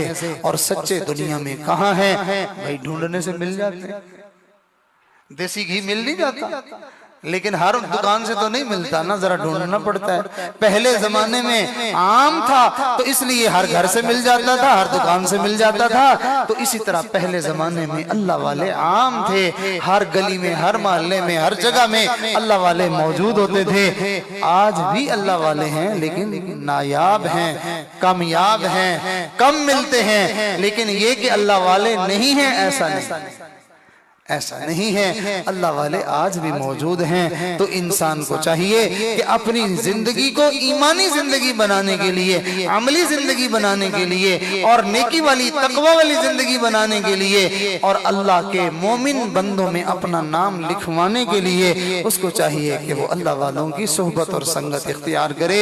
اللہ تعالیٰ یہ سعادت اور یہ نعمت ہم سب کو نصیب فرمائے۔ آئیے ہم بھی سب مل کے اللہ والوں کی جو ہے وہ اختیار کرنے کی اور ان کے جو ہے وہ ساتھ لینے کی ہم بھی نیت کرتے ہیں، ارادہ کرتے ہیں۔ آج بھی وہ دنیا میں اللہ والے موجود ہیں، ہم ان کے سلسلے سے وابستہ ہو جائیں گے، ان کے سلسلے کی برکتیں، انوارات وہ ہمیں نصیب ہونا شروع ہو جائیں گے۔ نتیجہ یہ نکلے گا کہ ان کے قافلے میں جڑنے کے نتیجے میں اللہ رب العزت ہمارے لیے عملی زندگی آسان فرما دیں گے، اور ہمارا ایمان دن بدن ترقی کرتا جائے گا، جائے گا, مضبوط سے عظمت ہوتا جائے گا, اور ہم اللہ تعالیٰ کا قرب حاصل کر لیں گے. ایمان کے بعد جب بندہ اعمال کرتا ہے, آخری بات عرض کر رہا ہوں کہ جب بندہ ایمان کے بعد اعمال اختیار کرتا ہے تو یہ عمل اس کو لمحہ بلمحہ اللہ کے قریب کرتے ہیں, کرتے رہتے ہیں یہاں تک کہ انسان اللہ کے اتنا قریب ہو جاتا ہے. حدیث میں آتا ہے اللہ تعالیٰ فرماتے ہیں میرا بندہ میرا قرب حاصل کر لیتا ہے, میں اس کو اپنے قریب کر لیتا ہوں, اتنا قریب کر لیتا ہوں کہ میں اس کے ہاتھ بن جاتا ہوں جس سے وہ پکڑتا ہے, میں اس کے پاؤں بن جاتا ہوں جس سے وہ چلتا ہے, میں اس کی آنکھ بن جاتا ہوں جس سے وہ دیکھتا ہے, میں اس کی زبان بن جاتا ہوں جس سے وہ بولتا ہے. کیا مانا؟ اعضاء بظاہر دیکھنے میں تو بندے کے ہوتے ہیں لیکن ان اعضاء پر مرضی اللہ کی چل رہی ہوتی ہے. تو لہٰذا ایسا مومن بندہ اس دھرتی پر رہتا ہے, لوگوں کے لیے رحمت کا, برکت کا, خوشی کا, سکون کا ذریعہ بنتا ہے. وہ جس گھر میں ہو اس گھر میں رحمتیں, جس جو ہے وہ شہر میں ہو اس شہر میں رحمتیں, جس گلی میں گزرے اس گلی میں رحمتیں. جیسے ہمارے شاہ صاحب فرما رہے تھے کہ اگر وہ شہر کے کسی کنارے سے بھی گزر جائے تو اللہ تعالیٰ اس بندے کی وجہ سے پورے شہر والوں کو رحمتیں اور برکتیں عطا فرما دیتے ہیں. اللہ رب العزت آج کی اس مبارک مجلس کی برکت سے ہم سب کی مغفرت فرما دے اور اللہ ہم سب کو اپنی رضا والی زندگی نصیب فرمائے. ایسے موقعوں پر جہاں اور بہت ساری سعادتیں انسان کو نصیب ہوتی ہیں, ان میں سے ایک بڑی سعادت یہ ملتی ہے کہ ایسی مجلسوں میں دعائیں قبول ہوتی ہیں, اس لیے کہ ایسی مجلسوں میں فرشتے موجود ہوتے ہیں, ایسی مجلسوں میں نیک خصلت جنات بھی ہوتے ہیں, اور ایسی مجلسوں میں اللہ کے نیک بندے موجود ہوتے ہیں. تو ان نیکوں کے ساتھ مل کر جب ہم جیسے گناہگار اللہ کی بارگاہ میں توبہ کرتے ہیں, معافی مانگتے ہیں, تو پھر ان کی برکت سے ہماری توبہ بھی قبول ہو جاتی ہے. کبھی غلہ منڈی میں جائیں نا, وہاں گندم بک رہی ہوتی ہے تو آپ جو ہے وہ وہاں گندم کا ڈھیر دیکھیں تو آپ اس کو خریدنا چاہیں, ریٹ پوچھیں تو وہ آپ کو جب اس گندم کا ریٹ بتائیں گے, اٹھا کے ذرا اس کو چیک کریں تو گندم کے 2-4 دانوں کے بعد پانچویں ڈلی مٹی کی بھی ہوتی ہے, کوئی جو ہے وہ بھوسے کا دانہ بھی ہوتا ہے. تو یہ سارا کچھ اس کے اندر مکس پڑا ہوا ہوتا ہے. جب آپ اس کے خریدار بن کر لیتے ہیں تو آپ کہتے ہیں میں نے تو پیسے گندم کے دیے, یہ ساتھ مٹی بھی ہے. تو کہتا ہے میاں یہ بھی ساتھ ہی لینا پڑے گا آپ کو, یہ مٹی بھی ساتھ ہی تلے گی اور یہ بھوسا بھی ساتھ ہی تلے گا, یہ لینا پڑے گا. اگر منظور ہے تو لے لو, نہیں منظور تو پھر جاؤ. اگر انسانوں کے ہاں یہ ترتیب ہے کہ گندم کے ساتھ لگی ہوئی مٹی, گندم کے ساتھ لگا ہوا بھوسا, وہ بھی گندم کی وجہ سے گندم کے بھاؤ بک جاتا ہے, تو یہ قانون اللہ کے ہاں زیادہ چلتا ہے کہ نیک لوگوں کے ساتھ جڑ کے جب ہمارے جیسے گناہگار بیٹھے ہوئے ہوں اور سارے مل کے دعا کے لیے ہاتھ اٹھائیں, سارے توبہ کریں, معافی مانگیں, اللہ صرف نیکوں کی چن چن کے دعا قبول نہیں کرے گا بلکہ اللہ ان نیکوں کی برکت سے سارے گناہگار مجمع کی بھی قبول کر لے گا. انسانوں کے ہاں یہ اصول تھوڑا چلتا ہے, اللہ کے ہاں یہ اصول زیادہ چلتا ہے. ایک واقعے سے آپ کو اندازہ ہو جائے گا. ایک بزرگ فرماتے ہیں میں حج کے لیے گیا, حج مکمل ہو گیا, رات کو سوئے, میں نے خواب دیکھا, آواز آئی ہے بندے اس دفعہ جتنے لوگوں نے حج کیا ہے کسی کا حج ہم نے قبول نہیں کیا سوائے ایک بندے کے, ایک بندے کا حج ہم نے قبول کیا اتنے بڑے لاکھوں کے مجمع میں. تو وہ کہتے ہیں مجھے خواب میں ہی میرا دل میں بہت اس کا برا اثر پڑا, میں دل میں بڑا رنجیدہ ہوا, خواب میں نے رونا شروع کر دیا. میں نے کہا لاکھوں لوگوں کے حج کا کیا بنے گا. مجھے روتے ہوئے دیکھ کر آواز آئی بندے رو نہیں, اس ایک کی برکت سے, اس ایک کی برکت سے ہم نے لاکھوں کا قبول کر لیا ہے, لاکھوں کا قبول کر لیا ہے. تو انشاءاللہ اس مجلس میں بیٹھ کے کتنے علماء ہیں, کتنے حفاظ ہیں, کتنے اللہ کے نیک بندے ہیں, کتنے قرآن پڑھنے پڑھانے والے لوگ ہیں. تو ان کی ساتھ ہم توبہ کریں گے, معافی مانگیں گے, آپ یقین کیجئے ہماری توبہ قبول ہو جائے گی. ہم بخشے بخشائے گھروں کو لوٹیں گے انشاءاللہ. سارے دوست توبہ کے لیے تیار ہیں نا بھائی انشاءاللہ. جہاں جہاں آواز پہنچ رہی ہے, جو لوگ بھی اس توبہ والے عمل میں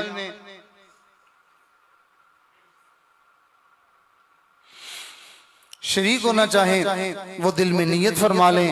اور یہ پرچی آئی ہے کہ بہت سارے دوست جو ہے وہ سلسلے میں بیعت ہونے کی نیت سے تشریف لائے ہوئے ہیں، تو جو حضرات بیعت کی نیت سے تشریف لائے ہیں وہ توبہ کی بھی نیت کریں اور بیعت کی بھی نیت فرمائیں، اور باقی دوست جو ہے وہ صرف توبہ کی نیت کریں اور حصول برکت کی نیت فرمائیں۔ تو سارے دوست جو ہے وہ اپنے دل میں نیت فرما لیں، ارادہ فرما لیں۔ بلکہ ہمارے بزرگوں نے فرمایا نفع تو اٹھانا ہی ہے، بڑا نفع اٹھا لیا جائے کہ کئی مرتبہ زبان سے کچھ ایسے کلمے بندہ کہہ بیٹھتا ہے جس سے ایمان خطرے میں پڑ جاتا ہے، یا کوئی عمل ایسا کر لیتا ہے جو بندے کے ایمان کے جانے کا سبب بن جاتا ہے۔ تو ہم اپنے ایمان کے تجدید کی بھی ساتھ ہی نیت کر لیں کہ میں نئے سرے سے مسلمان ہوتا ہوں۔ اللہ تعالیٰ جیسی نیت ہوتی ہے ویسی بندے کو مراد عطا فرماتے ہیں۔ خطبہ سنیے۔ الحمدللہ وکفا وسلام علی عبادہ الذین اصطفیٰ، اما بعد۔ یہ کلمات سچے دل سے پیچھے پیچھے پڑھیے۔ اعوذ باللہ من الشیطان الرجیم، بسم اللہ الرحمن الرحیم، لا الہ الا اللہ محمد الرسول اللہ، آمنت باللہ وملائکتہ وکتبہ ورسلہ والیوم الآخر والقدر خیرہ وشرہ من اللہ تعالی والبعث بعد الموت، آمنت باللہ کما ہوا بأسمائہ وصفاتہ وقبلت جمیع احکامہ، اقرار باللسان وتصدیق بالقلب، اشہد ان لا الہ الا اللہ واشہد ان محمدا عبدہ ورسولہ، استغفر اللہ ربی من کل ذنب واتوب الیہ، استغفر اللہ ربی من کل ذنب واتوب الیہ، استغفر اللہ ربی من کل ذنب واتوب الیہ برحمتک یا ارحم الراحمین۔ ان کلمات کو جن دوستوں نے توبہ کی نیت سے پڑھا وہ اللہ کی بارگاہ میں توبہ طائب ہو چکے، جنہوں نے بیعت کی نیت سے پڑھا وہ سلسلہ عالیہ نقشبندیہ مجددیہ میں بیعت بھی ہو چکے۔ جو لوگ بیعت ہوتے ہیں ان کو ہمارے مشائخ ابتدائی درجے میں چند ایک ذکر بتاتے ہیں، ورد وظیفے بتاتے ہیں، اس کی برکت سے انسان کی زندگی میں انقلاب برپا ہونا شروع ہو جاتا ہے۔ دن بدن زندگی میں ایمانی اور روحانی کیفیات بڑھتی چلی جاتی ہیں۔ پہلا عمل ہے استغفار، 100 دفعہ صبح 100 دفعہ شام، استغفر اللہ ربی من کل ذنب واتوب الیہ۔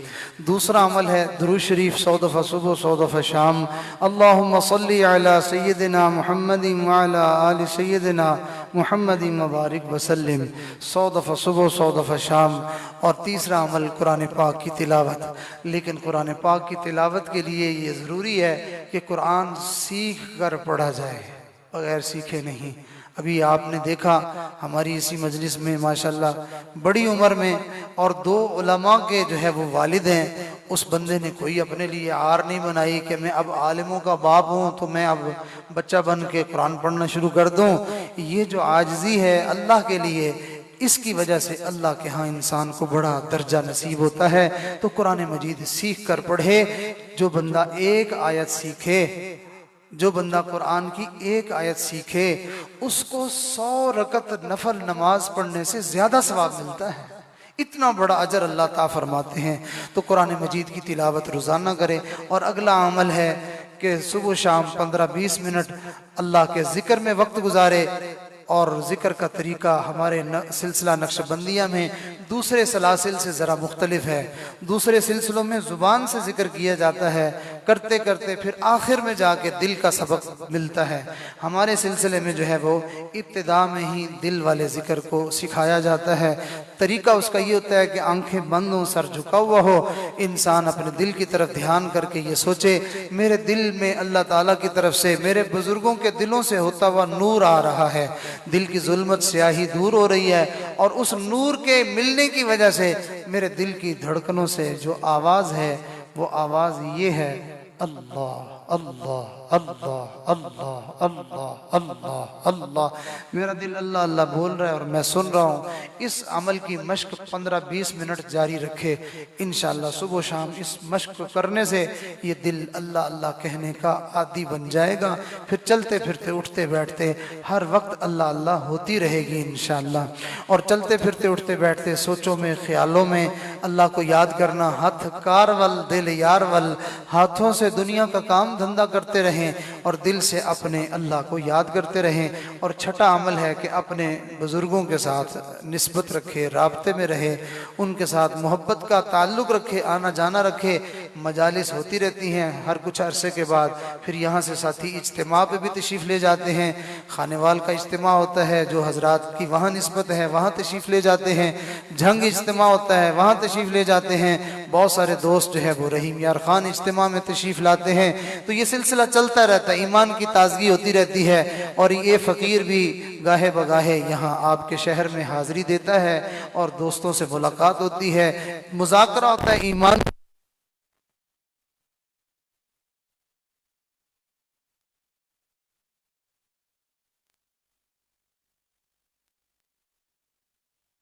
کریں گے، پھر انشاءاللہ دعا ہوگی۔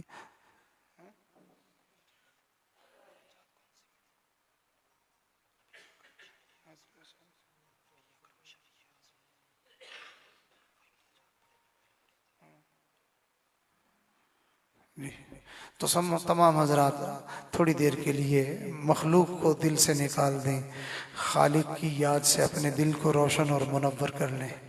یہ نیت فرمائیں کہ اللہ والوں کے سلسلے میں ہماری نسبت جڑنے کی برکت سے ان کے دلوں میں جو نور برس رہا ہے، ان کے دل سے وہ نور ہمارے دلوں میں منتقل ہو رہا ہے، دل کی ظلمت سیاہی دور ہو رہی ہے اور دل سے آواز آ رہی ہے جسے ہم محسوس کر رہے ہیں۔ وہ آواز ہے اللہ اللہ اللہ اللہ اللہ اللہ اللہ اللہ اللہ۔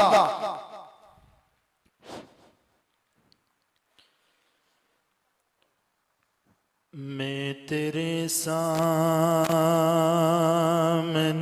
جھک رہا ہوں خدا، میں تیرے سامنے جھک رہا ہوں خدا، میرا کوئی نہیں مولا تیرے سوا، میرا کوئی نہیں اللہ تیرے سوا۔ میں گناہگار ہوں، میں سیاہکار ہوں، میں خطا کار ہوں، میں سزاوار ہوں، میں گناہگار ہوں، میں سیاہکار ہوں، میں خطا کار ہوں، میں سزاوار ہوں، میرے سجدوں میں تیری حمد و ثنا، میرا کوئی نہیں مولا تیرے سوا، میرا کوئی نہیں اللہ تیرے سوا۔ میری توبہ ہے توبہ اے میرے الہ، مجھ گناہگار کو تو نہ دینا سزا، میری توبہ ہے توبہ اے میرے الہ، مجھ گناہگار کو تو نہ دینا سزا، میری آہوں کو سن لے اے حاجت روا، میری آہوں کو سن لے اے حاجت روا، میرا کوئی نہیں مولا تیرے سوا، میرا کوئی نہیں اللہ تیرے سوا، مجھ پہ جب بھی مصیبت بنی ہے وہ تیرے کرم سے ٹلی ہے، مجھ پہ جب بھی مصیبت بنی ہے وہ تیرے کرم سے ٹلی ہیں، مشکلیں حل کرے سب کہ مشکل کشا، میرا کوئی نہیں مولا تیرے سوا، میرا کوئی نہیں اللہ تیرے سوا، میں تو غفار ہوں تو نے خود ہی کہا، نہیں کوئی نہیں مجھ گناہگار سا،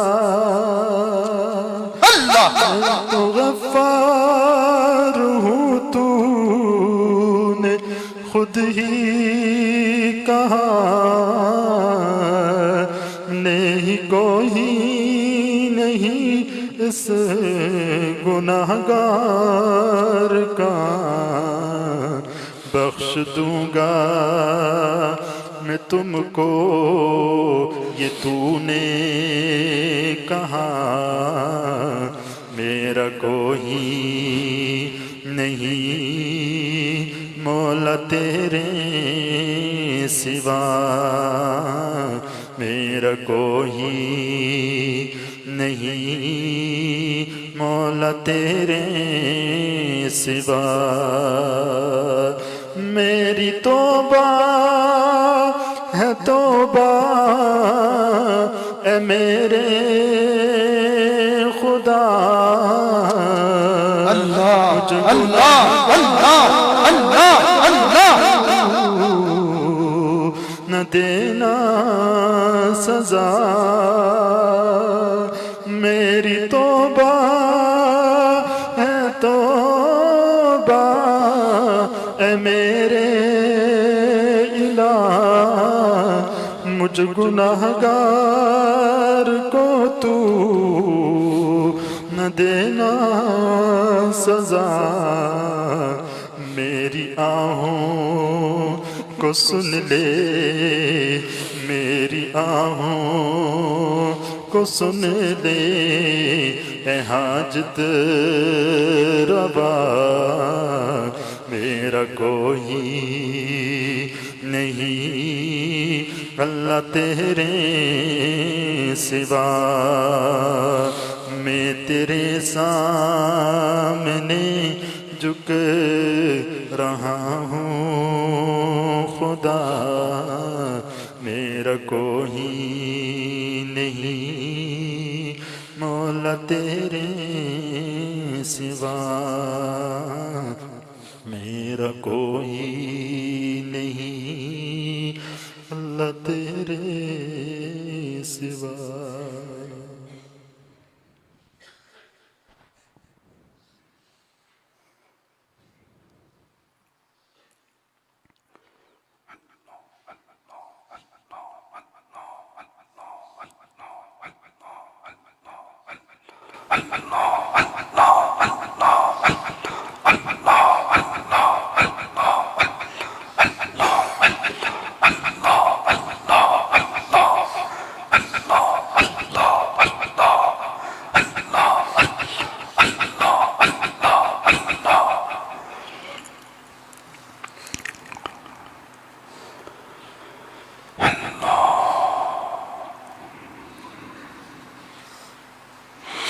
لا الہ الا اللہ محمد الرسول اللہ.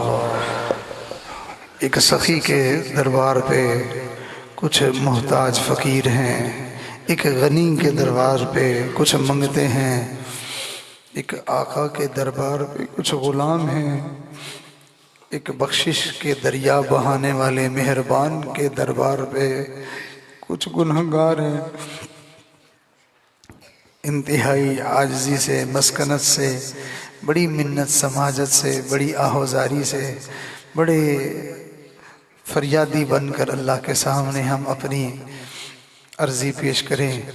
وہ بڑا کریم ہے، وہ بڑا مہربان ہے. وہ اپنے در کے منگتوں کو، سوالیوں کو، وہ اپنے در پہ آنے والے گناہگاروں کو وہ دھکے نہیں دیتا، وہ دھتکارتا نہیں ہے. وہ آنے والوں سے بڑا پیار کرتا ہے، بڑی محبت سے اور بڑے کرم کی نگاہ سے دیکھتا ہے. سارے ہم انشاءاللہ اس دروازے سے نوازے جائیں گے، کوئی بھی خالی نہیں جائے گا. ہم اپنے اللہ سے بڑی امید لے کر اور بڑے یقین کے ساتھ مانگیں. اس نے تو خود یہ کہا ہے کہ تم مجھ سے جیسا گمان کرو گے میں تمہارے ساتھ تمہارے گمان کے مطابق معاملہ کروں گا، اور وہ اپنے وعدوں کا بڑا سچا ہے. سبحان ربی العلی الاعلی الوہاب. اللہم صلی علی سیدنا محمد وعلی آل سیدنا محمد وبارک وسلم. ربنا ظلمنا انفسنا وإن لم تغفر لنا وترحمنا لنکونن من الخاسرین. اللہ ہم تیرے عاجز، مسکین، محتاج، فقیر، گنہگار بندے ہیں. ظاہر میں بندے ہیں، اندر سے بڑے گندے ہیں. ہمارے اندر کی گندگیوں کو دور فرما، ہمارے من کی سیاہیاں دور فرما، ہمارے دل کی ظلمتیں دور فرما، ہمیں اندر سے اور باہر سے پاک فرما. اے اللہ ہمارے گناہوں سے ہمیں صاف فرما.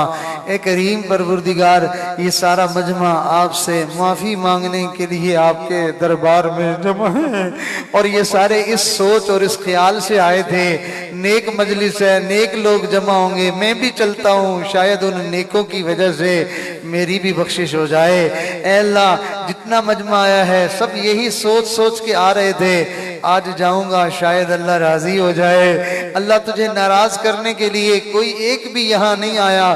کسی ایک نے یہ رخ کیا ہو، سوچا ہو کہ میں آج جاتا ہوں مسجد میں اللہ کو ناراض کر کے آتا ہوں. اللہ کسی نے بھی ایسا نہیں سوچا. اے اللہ گناہ کی نیت لے کے، برائی کی نیت لے کے تیرے دربار میں کوئی بھی نہیں آیا. اے میرے مالک، تو سارا مجمع تجھے منانے آیا ہے، سارا مجمع تجھ سے معافی مانگنے آیا ہے. اے اللہ اپنے در پہ آنے والوں کو تو آج معاف کر دے، معاف فرما دے، معاف فرما دے، معاف فرما دے.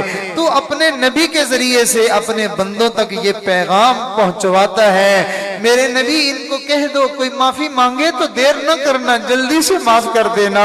میرے نبی آپ ان کو کہہ دو اگر کوئی معافی مانگے معاف کر دینا، ورنہ پھر ناراضگی کا اظہار کر کے کہہ دینا کہ تم میرے حوض کوثر پہ قیامت کے دن مت آنا.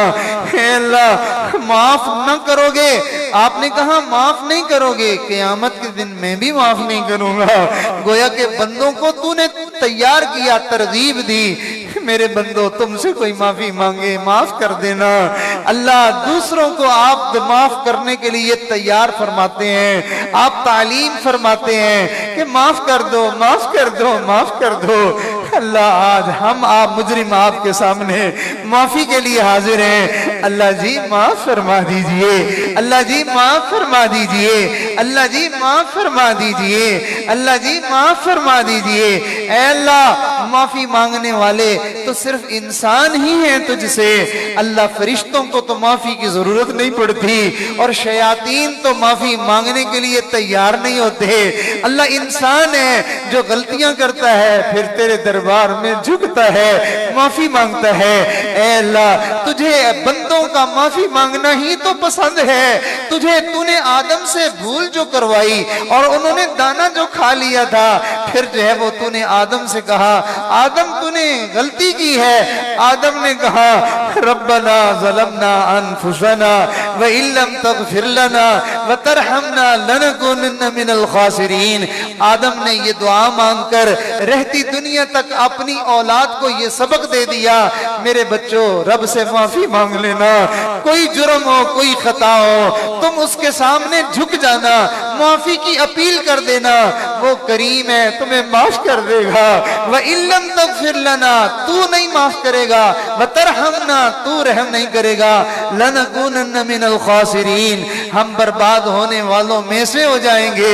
اے اللہ کوئی ماں اپنے بچے کو برباد ہوتا نہیں دیکھ سکتی تو کیا آپ ماؤں سے بھی کائنات کی ساری ماؤں سے بڑھ کر بندوں سے پیار کرتے ہیں؟ کیا آپ کسی کو برباد ہوتا دیکھ کر گوارا فرما لیں گے؟ اللہ ایک عورت جو تندور پر روٹیاں لگانا کا کام کرتی تھی وہ نبی علیہ السلام کی خدمت میں آئی تھی، کہنے لگی اللہ کے نبی سوال پوچھنے آئی ہوں، میرا چھوٹا بچہ ہے تندور میں آگ جلا کے روٹیاں لگاتی ہوں، میں اپنے بچے کو سنبھال کے پیچھے کرتی رہتی ہوں کہیں تندور میں گر نہ جائے، آگ میں نہ جل جائے۔ میرے ذہن میں خیال آیا کہ میں اب ایک ماں ہوں، اپنے بچے کو آگ میں گرنا گوارا نہیں کر سکتی، تو اللہ جو ساری کائنات کے ماؤں سے بھی بڑھ کر پیار کرنے والا ہے کیا وہ اپنے بندوں کو جہنم میں خود ڈال دے گا؟ یہ بات کہنا تھی اس عورت کی کہ تیرے رحمت والے نبی نے سر جھکا دیا اور بڑی دیر تک روتے رہے، آنسو بہاتے رہے، پھر اس کے بعد محبوب نے سر اٹھایا اور اس عورت کو ارشاد فرمایا اللہ کسی کو جہنم میں ڈالنا گوارا نہیں کرتے، لوگ خود جہنم میں چھلانگے مارتے ہیں، ہم نے تو کبھی اس یہاں سے کنارہ نہ کیا پر تو نے دل آزردہ ہمارا نہ کیا، ہم نے جہنم میں جانے کی بہت کی تدبیر مگر تیری رحمتوں نے گوارا نہ کیا، ہم گناہ کر کر کے ہم جو ہے وہ جہنم کے قریب پہنچے ہوئے تھے، تیری رحمت آئی، تیری رحمت متوجہ ہوئی، یہ نیک مجلس نصیب ہو گئی، تو نے ہمیں اپنے گھر بلا لیا، نیک بندوں کو جمع فرما لیا اور نیکوں کے ساتھ ہمیں بھی توبہ کی سعادت عطا فرما دی۔ جب توبہ کی توفیق دی ہے، معاف نہ کرنا ہو تو اس کو توبہ کی توفیق ہی نہیں دیا کرتا، جسے لوگوں نے گھر پہ کھانا نہ کھلانا ہو لوگ اس کو اپنے گھر آنے کی دعوت ہی نہیں دیا کرتے، تو نے اپنے گھر بلایا ہے، اپنے نیکوں کے پاس بٹھلایا ہے، توبہ کی توفیق دی ہے، توبہ کے کلمات پڑھنا نصیب کیا ہے، زبان میں سکت پیدا فرمائی اور ہمیں عقل و شعور دے کر وہ توبہ کے کلمات زبان پر جاری فرما دیے۔ معافی دے دے، معافی دے دے، معافی دے دے، مان جا، تو تو سب سے جلدی ماننے والا ہے، یا اے اللہ تو سب سے جلدی مان جانے والا ہے، یا سریع الرضا، یا سریع الرضا اغفر لی من لا یملک الا الدعاء، اے جلدی سے مان جانے والے اس بندے کو معاف کر دے جس کے پاس سوائے دعا مانگنے کے کوئی اختیار ہی نہیں ہے، یا اللہ معافی، یا اللہ معافی، یا اللہ معافی، یا اللہ معافی، ہمیں یقین ہے معافی مل گئی ہمارا کام بن جائے گا، ہماری دنیا بن جائے گی، ہماری آخرت بن جائے گی۔ میرے اللہ مہربانی فرما، مجمع میں چھوٹے چھوٹے معصوم بچے اس دعا پر آمین کہہ کے گویا وہ بھی معافیاں مانگ رہے ہیں، یا اللہ ان معصوموں کا تو جرم ہی کوئی نہیں، ان کا تو گناہ ہی کوئی نہیں، اور معاشرے میں ہم نے دیکھا بے گناہ بندہ جا کے کسی سے معافی مانگنے لگ جائے لوگوں کا دل نرم ہو جاتا ہے کہتے یار اس کا تو قصور ہی کوئی نہیں ہے، غلطی کوئی نہیں ہے، یا اللہ ان معصوموں کی برکت سے ہم مجرموں کو معاف کر دیجئے۔ اے اللہ ہم نے دیکھا کسی جگہ پر نوجوان کوئی غلطی کر لیں، وہ جو ہے وہ اس غلطی کی پاداش میں لوگ ان کو معاف نہ کریں کہ یہ جوان اپنی جوانی کی مستیاں دکھاتے ہیں۔ اے اللہ گھر کے بوڑھے اپنے جوانوں کی جگہ معافی مانگنے چلے جائیں۔ اے اللہ لوگ کہتے ہیں میاں سفید بالوں سے چل کے آیا ہے، لحاظ کر لو، حیا کر لو۔ اللہ دنیا والے پھر بے لحاظے ہو جاتے ہیں، تو کہتا ہے مجھے سفید بالوں سے حیا آتی ہے۔ مجمع میں کتنے سفید بالوں والے تجھ سے آج ہاتھ جوڑ کے معافی مانگ رہے ہیں۔ اللہ لحاظ کر لیجئے، اللہ لحاظ کر لیجئے۔ ہم نے نہ لحاظ کیا، ہم نے حیا نہ کی، سفید بالوں کے باوجود گناہ کرتے رہے، مگر تو لحاظ کرنے والا ہے، مہربانی فرما دیجئے۔ اے کریم آقا آج جوان بھی معافی مانگ رہے ہیں، بوڑھے بھی مانگ رہے ہیں، آج بچے بھی معافیاں مانگ رہے ہیں۔ اللہ ہم جیسے گناہگار تو معافی مانگنے آئے ہی ہیں، تیرے نیک بندے بھی معافیاں مانگ رہے ہیں، معاف کر دینا۔ نہ معاف کر کے تو کیا کرے گا، معاف نہ کر کے تو کیا کرے گا؟ تیری شاہی بڑھ جائے گی، تیری قدرت بڑھ جائے گی، تیری عزت بڑھ جائے گی۔ اگر کچھ تجھے فائدہ ہے پھر معاف نہ کر، جبکہ ہمیں یقین ہے تیرا تو کوئی فائدہ نہیں ہوگا۔ اگر تو ہمیں معاف کر دے گا ہمارا تو فائدہ ہی فائدہ ہو جائے گا۔ مہربانی کر دے، کرم کر دے۔ تو نے قرآن میں خود یہ بات کہی، ما یفعل اللہ بعذابکم ان شکرتم وآمنتم۔ اللہ کیا کرے گا عذاب دے کر اپنے بندوں کو اگر شکر کرنے لگ جائیں اور اگر جو ہے وہ ایمان لے آئے۔ اے اللہ ہم ایمان لے آئے، اللہ ہم ایمان لے آئے، ہم نے ابھی اپنے ایمان کی تجدید کی ہے اور تجھ سے وعدہ کرتے ہیں تیری نعمتوں پر شکر بھی کریں گے۔ اے اللہ تو ہمیں معاف کر دے، تو مہربانی فرما دے، اے اللہ مہربانی فرما دے۔ اے اللہ بڑے بڑے گناہ بھی آج معاف کر دے اور چھوٹے بھی معاف کر دے، دن والے بھی آج معاف کر دے اور رات کی تنہائیوں میں اندھیروں میں چھپ چھپ کے کیے ہوئے بھی معاف کر دے۔ اے اللہ ہم لوگوں کے سامنے نیک بن جاتے ہیں اور تنہائی میں ہم بدکار بن جاتے ہیں۔ اللہ ہم بدکاروں کو آج تو معاف فرما دے، تنہائی میں کیے ہوئے گناہ معاف کر دے۔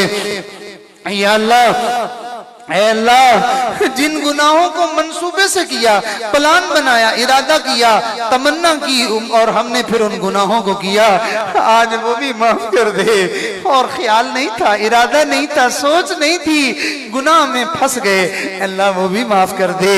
جن گناہوں کا پتہ تھا یہ گناہ ہیں پھر کیا، معاف کر دے۔ پتہ نہیں تھا گناہ ہیں، منہ کالا کر لیا، وہ بھی معاف کر دے۔ جو گناہ یاد ہیں کہ یہ کچھ کیا ہے وہ بھی معاف کر دے، جو یاد ہی نہیں ہے اللہ آج وہ بھی معاف کر دے۔ میرے مالک مہربانی فرما دے، رحمت کی ایک نگاہ ڈال دے۔ تیرا کچھ نہیں جائے گا، تیرا کملی والا بھی تو اپنی زندگی پوری میں اپنی امت کے لیے معافیاں مانگتا مانگتا دنیا سے گیا۔ تو نے کملی والے کو تسلی دی تھی، میرے محبوب تو امت کے بارے میں غم نہ کر، میں تیرے بعد تیری امت کو تنہا نہیں چھوڑوں گا۔ اگر دنیا میں آج تیرا محبوب موجود ہوتا، یہ گناہگاروں کا سارا مجمع ان کے قدموں میں پہنچ جاتا اور ان کے قدموں میں پہنچ کے جا کے کہتا، آقا ہمارے لیے مغفرت کی دعا کر دے، ہمارے لیے بخشش کی دعا کر دے۔ یا اللہ ہم کہاں جائیں، اللہ ہم کہاں جائیں، اللہ کہاں جائیں؟ تو نے اپنے محبوب سے کہا تھا میں تیری امت کو تنہا نہیں چھوڑوں گا۔ اس گنبد خضرا کے مکین کی لاج رکھ لے، اس کی صدائیں آج بھی فضا میں گونج رہی ہیں۔ وہ جو صدائیں لگاتے تھے، اللہم اغفر لی امتی، اللہم اغفر لی امتی، اللہم اغفر لی امتی۔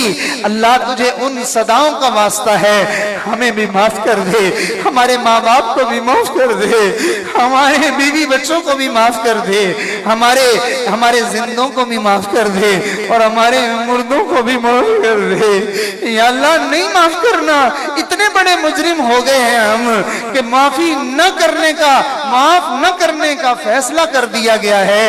فیصلے بھی تو تیرے قبضے میں ہیں، اپنا فیصلہ بدل دے اور ہمیں معاف کر دے۔ یا اللہ مہربانی فرما دے، یا اللہ مہربانی فرما دے۔ تو تو اتنا پیارا ہے اللہ، تو تو اتنا پیارا ہے، تو معاف کرنے میں اتنی جلدی کرتا ہے۔ وہ فرعون جو خدائی کے دعوے کرتا رہا، ڈبکیاں لگ رہی تھی، جبرائیل نے جلدی سے منہ میں مٹی پھینک دی کہ کہیں یہ بدبخت معافی مانگے گا، میرا خدا تو اس کو بھی معاف کر دے گا۔ یا اللہ، اے اللہ، قارون زمین میں دھس گیا تھا، موسیٰ سے پوچھا، موسیٰ وہ معافیاں مانگ رہا تھا، تو نے معافی نہ کیا، اللہ اس کا جرم اتنا بڑا تھا۔ اچھا موسیٰ، وہ معافی تجھ سے مانگ رہا تھا، اگر وہ مجھ سے مانگتا میں معاف کر دیتا۔ یا اللہ، شیطان نے موسیٰ علیہ السلام سے کہا تھا اللہ سے پوچھئے مجھے معافی مل جائے گی۔ اللہ، آپ نے تو شیطان کو بھی مایوس نہیں کیا تھا، آپ نے فرمایا تھا موسیٰ شیطان سے کہو آدم کی قبر پہ سجدہ کر دے، معافی دے دیں گے۔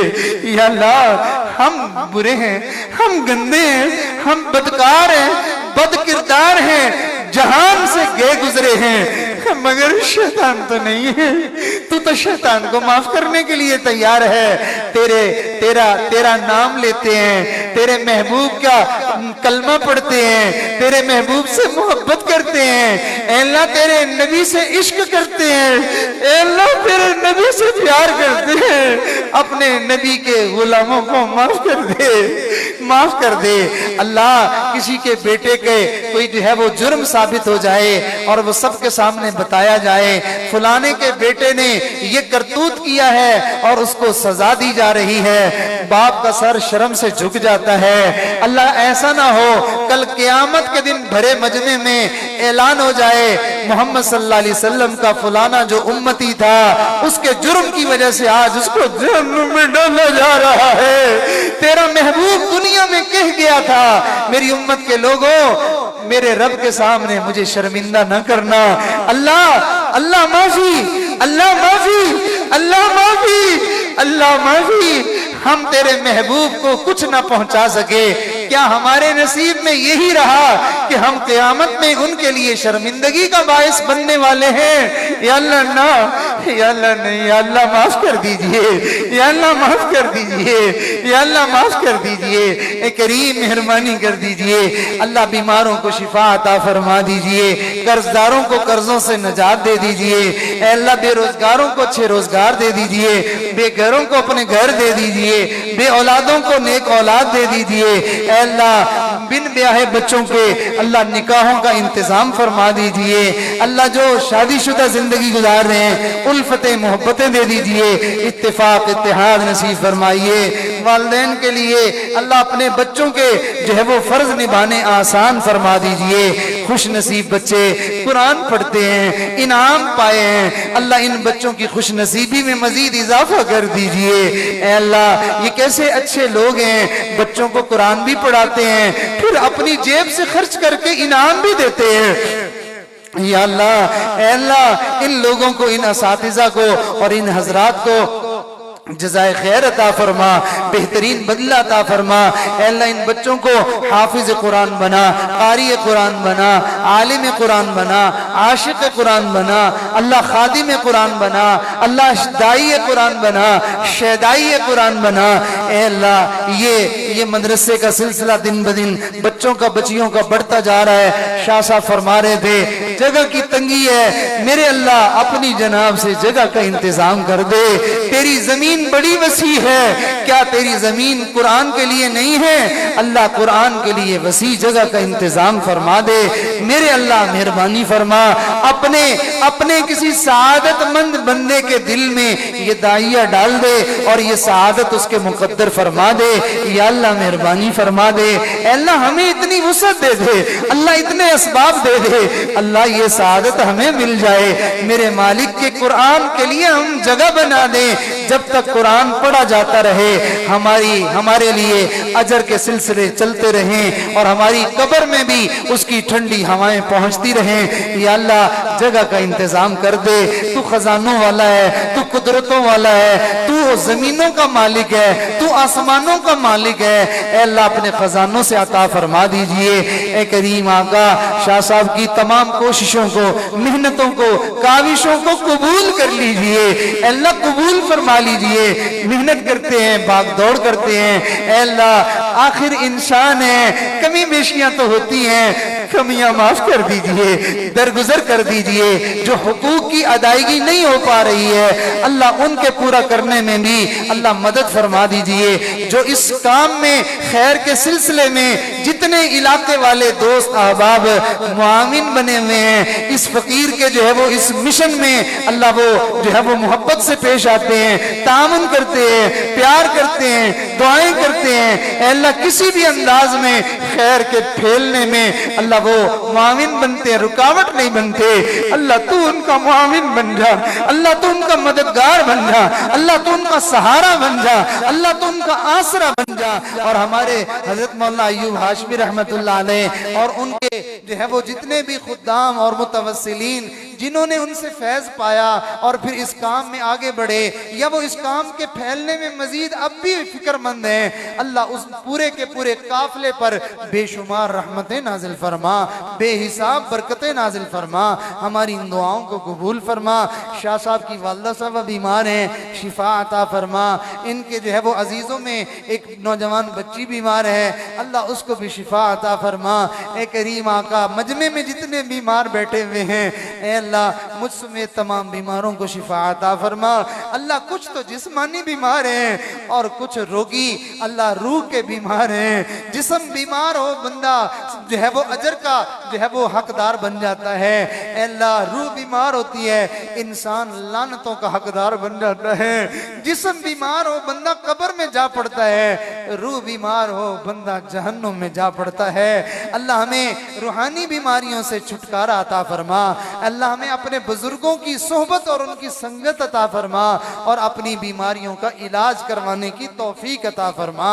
زندگی تیزی سے گزرتی جا رہی ہے، اللہ ہم یوں نہیں مرنا چاہتے، اللہ ہم یوں دنیا سے نہیں جانا چاہتے کہ تو ہم سے خفا ہو، تو ہم سے ناراض ہو۔ اللہ راضی ہو جانا، پھر بھلے اسی لمحے بلا لینا۔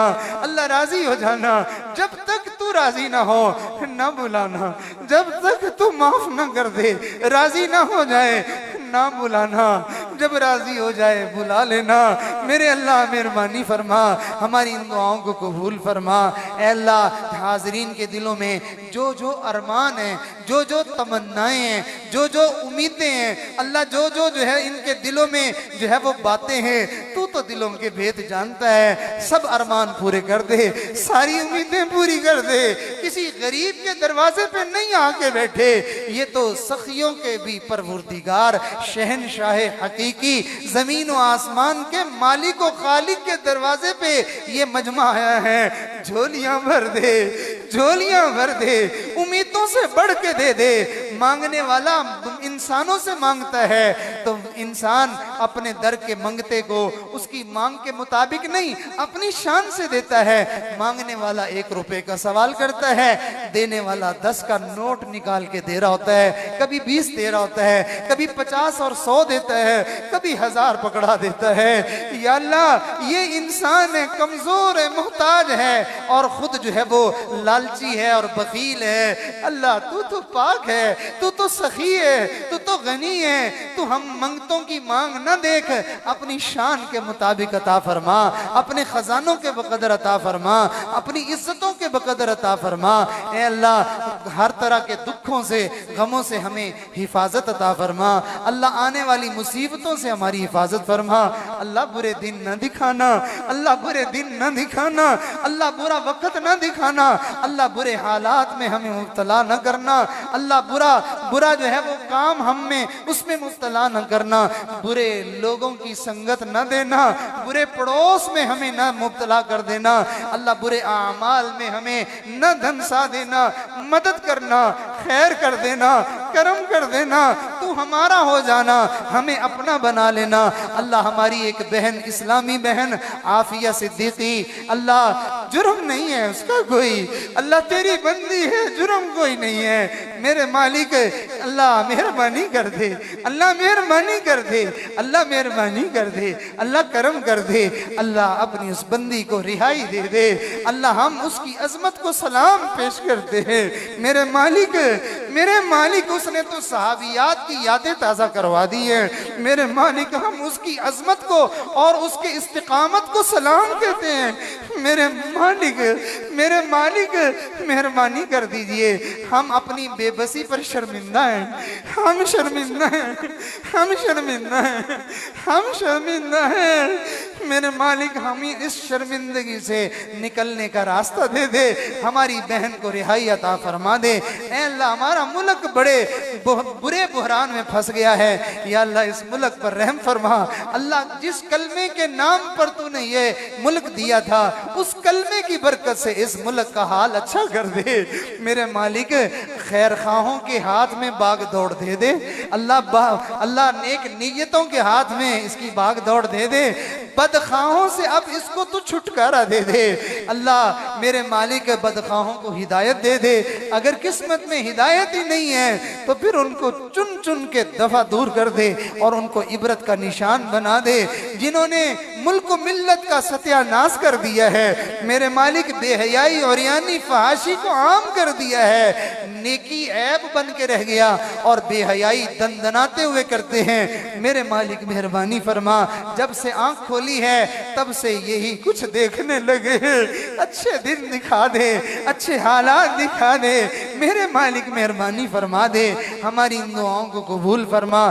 کثیر تعداد میں علماء اکرام تشریف لائے، اللہ یہ علماء یہ معاشرے کا سرمایہ ہے، اللہ ہمیں اپنے علماء کی قدردانی کی توفیق عطا فرما، حافظوں کی، قاریوں کی، عالموں کی اللہ ہمیں قدر و منزلت کرنے کی توفیق عطا فرما، اے اللہ اے کریم آقا ہمارے تینوں مدارس کو شرف قبولیت عطا فرما، جتنے علماء یہاں آئے ہیں، جہاں جہاں مدارس کا سلسلہ چلا رہے ہیں اللہ سب مدرسوں کو شرف قبولیت عطا فرما، اے اللہ دعوت و تبلیغ کے کام کو مزید قبولیت عطا فرما، بزرگوں کی خانقاہیں جہاں اللہ اللہ ہوتی ہیں اللہ ان خانقاہوں کی حفاظت فرما، ہمارے مشائخ اکابرین اسلاف اللہ ان کا سایہ ہمارے سروں پر سلامت فرما، اللہ ہمارا سر ننگا نہ فرما، اللہ ہمیں اپنے اکابر سے محروم نہ فرما میرے مالک، بڑوں کے سائے میں جینا نصیب فرما، اللہ جو مانگا وہ بھی عطا فرما، نہیں مانگا وہ بھی عطا فرما، اللہ بہت سارے تیرے بندے